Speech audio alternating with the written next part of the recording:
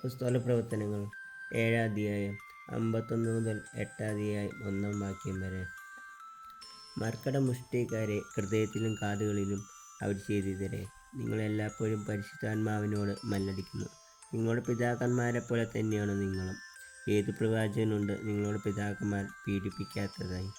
നീതിമാനായവൻ്റെ ആഗമനം മുൻകൂട്ടി അറിയിച്ചവരെ അവർ കൊലപ്പെടുത്തി.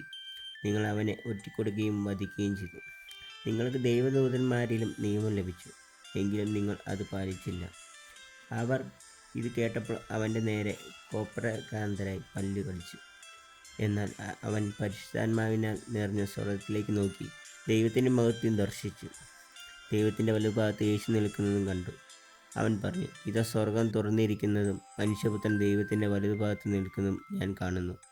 അവർ ഉച്ചത്തിൽ ആഘോഷിച്ചുകൊണ്ട് ചെവി പൊത്തുകയും അവൻ്റെ നേരെ ഒന്നാകെ പാഞ്ഞടിക്കുകയും ചെയ്തു. അവർ അവനെ നഗരത്തിന് പുറത്താക്കി കല്ലെറിഞ്ഞു. സാക്ഷികൾ തങ്ങളുടെ വസ്ത്രങ്ങൾ സാവൂൽ എന്ന യുവാവിൻ്റെ കാൽക്കൽ അഴിച്ചുവെച്ചു. അനന്തരം അവർ സ്തേഫാനോസിനെ കല്ലെറിഞ്ഞു. അപ്പോൾ അവൻ പ്രാർത്ഥിച്ചു, കർത്താവായ യേശുവേ, എൻ്റെ ആത്മാവിനെ കൈക്കൊള്ളണമേ. അവൻ മുട്ടുകുത്തി വലിയ സ്വരത്തിൽ അപേക്ഷിച്ചു, കർത്താവേ, ഈ പാവം അവരുടെ മേൽ ആരോപിക്കരുത്. ഇത് പറഞ്ഞ് അവൻ മരണനിദ്ര പ്രാപിച്ചു. സാവൂൾ ഈ വധത്തെ അനുകൂലിച്ചു. അന്ന് ജെറുസലേമിലെ സഭയ്ക്കെതിരായി വലിയ പീഡനം നടന്നു. അപ്പൊസ്തലന്മാരൊഴികെ മറ്റെല്ലാവരും യൂദായുടെയും സമരിയരുടെയും ഗ്രാമങ്ങളിലേക്ക് ചിതറിപ്പോയി. നമ്മുടെ കർത്താവായ മിശിഹായ്ക്ക് സ്തുതി.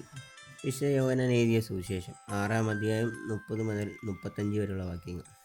അപ്പോൾ അവർ ചോദിച്ചു, ഞങ്ങൾക്ക് കണ്ട് നിന്നെ വിശ്വസിക്കേണ്ടതിന് എന്ത് അടയാളമാണ് നീ ചെയ്യുക? എന്താണ് നീ പ്രവർത്തിക്കുക? അവിടുന്ന് അവർക്ക് ഭക്ഷിക്കാൻ സ്വർഗ്ഗത്തിൽ നിന്ന് അപ്പം കൊടുത്തു എന്ന് എഴുതപ്പെട്ടിരിക്കുന്ന പോലെ ഞങ്ങളുടെ പിതാക്കന്മാർ മരുഭൂമിയിൽ വെച്ച് മന്ന ഭക്ഷിച്ചു. യേശു മറുപടി പറഞ്ഞു, സത്യസത്യമായി ഞാൻ നിങ്ങളോട് പറയുന്നു, മോശയല്ല നിങ്ങൾക്ക് സ്വർഗ്ഗത്തിൽ നിന്ന് അപ്പം തന്നത്. എൻ്റെ പിതാവാണ് സ്വർഗ്ഗത്തിൽ നിന്ന് നിങ്ങൾക്ക് യഥാർത്ഥമായി അപ്പം തരുന്നത്.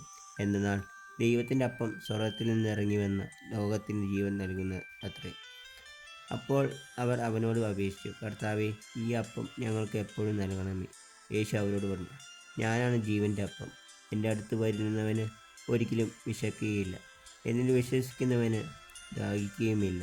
നമ്മുടെ കർത്താവായ മിശിഹായ്ക്ക് സ്തുതി.